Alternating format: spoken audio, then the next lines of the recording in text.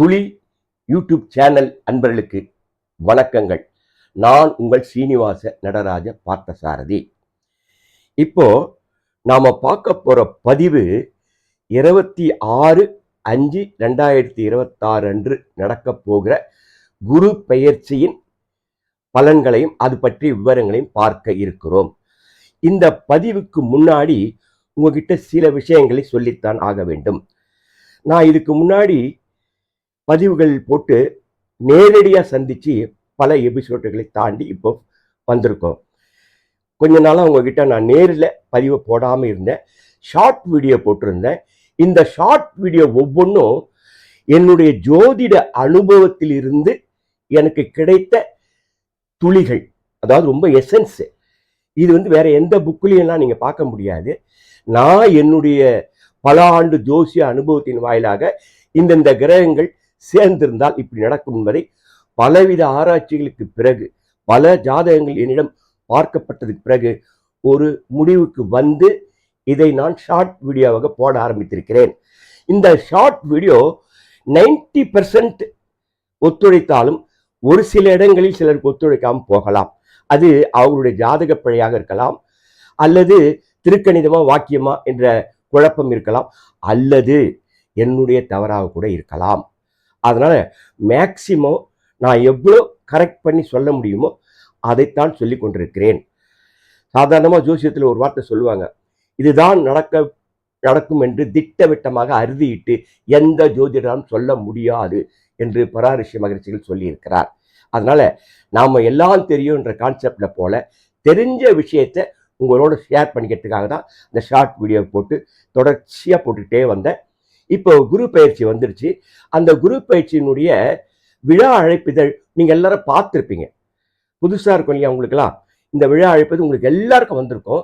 இது வருடந்தோறும் பல வருடங்களாக இந்த குரு பெயர்ச்சி விழா நடைபெற்று கொண்டிருக்கிறது. அதாவது 26ஆம் தேதி குரு பெயர்ச்சி, எல்லோரும் வருவதற்காக 24ஆம் தேதி சண்டே அன்னைக்கு அதை விழாவாக கொண்டாடுகிறோம். இந்த விழாவிற்கு உங்களால் முடிந்த எந்த உதவிகளாவது நீங்கள் செய்து கொள்ளலாம். இதுக்குரிய கிளிப்பிங்ஸு, வாட்ஸ்அப்பு, QR கோடு இதெல்லாம் பின்னாடி உங்களுக்கு தெரிவிக்கப்படும். அதனால எந்த உதவியாக இருந்தாலும் அது நிரந்தரமாக கம்பல்சரி கிடையாது. உங்களுக்கு குரு பயிற்சிக்கு உதவணும்னு தோணுச்சுன்னா நீங்கள் எந்த வகையிலாவது உதவி செய்யலாம்.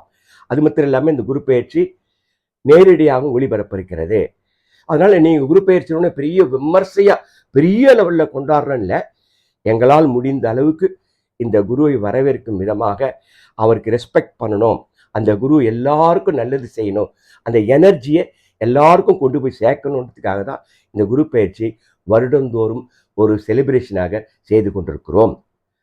இப்போ இந்த குரு பயிற்சி நம்ம சொல்லும் போதே குரு மிதுனத்திலிருந்து கடகத்துக்கு பயிற்சி ஆகிறார் சொல்லும்போது ஏதோ ஒரு ரூபத்துல இந்த கட்டத்தை விட்டு அந்த கட்டத்துக்கு போற மாதிரி ஃபீல் பண்ணக்கூடாது. இது ஒரு எனர்ஜி. குரு என்பது நவ கிரகத்தில் ஒரு கிரகம், அது ஒரு எனர்ஜி. இப்போ குருவை நேரில் பார்க்க முடியுமா? நேரில் பார்க்க முடியாது. இப்போ சூரிய பகவான் சொல்றோம், சந்திர பகவான் சொல்றோம். சூரியனை நம்ம நேரில் பார்க்கணும்னா கூட அந்த வெளிச்சத்தின் மூலமாக அந்த எனர்ஜியை நம்ம அனுபவிக்கிறோம் இல்லையா? இப்போ சித்திரை மாச வெயில் கொளுத்துது, அப்போ சூரியனுடைய தாக்கத்தை நாம் அனுபவித்துக் கொண்டிருக்கிறோம். அதுவே சந்திரன் ஈவினிங் மேலே பார்த்தா ரொம்ப ரொம்ப குளுமையா இருக்கும். அந்த சந்திர ஒளியையும் நம்ம வாங்கி நம்ம சுவாசித்துக் கொண்டிருக்கிறோம். இப்படி பல கிரகங்களினுடைய தாக்கத்தை நம்ம அனுபவித்துக் கொண்டு தான் இருக்கிறோம். அதே மாதிரி குரு மற்ற கிரகங்களையும் பார்க்க முடியாவிட்டாலும் அதனுடைய எனர்ஜியை நாம் கிரகித்து கொண்டே ஆக வேண்டும். இது கம்பல்சரி. இது நீங்க வானாலும் ஒதுக்க முடியாது. குரு கொடுத்துக்கிட்டே இருப்பார், எல்லா கிரகமும் கொடுத்துக்கிட்டே இருக்கும். அந்த எனர்ஜி டிஃப்ரெண்டா இருக்கும். ஒவ்வொரு ஜாதகத்துக்கும் ஒவ்வொரு மாதிரி இருக்கும். அதனால இந்த குரு பெயர்ச்சி இந்தந்த ஜாதகர்களுக்கு எப்படியெல்லாம் இருக்க போகிறது என்றதை ஒரு கண்ணோட்டத்தில் உங்களுக்கு சொன்னா புரியும்னு நினைக்கிறேன். அதே நேரத்தில் குரு பெயர்ச்சி பலன்களை மொத்தம் நீங்க படிச்சுட்டு போகக்கூடாது. இந்த பலன்கள் எவ்வாறு மதிப்பிடப்படுகிறது, அப்போ குருவுக்குன்னு ஒரு டெஃபினிஷன் இருக்கும் இல்லையா? வருஷம் குரு பயிற்சி நடக்குது. இந்த டெஃபினிஷனை தான் இந்த கட்டத்தில் நீங்க பார்க்க போறீங்க.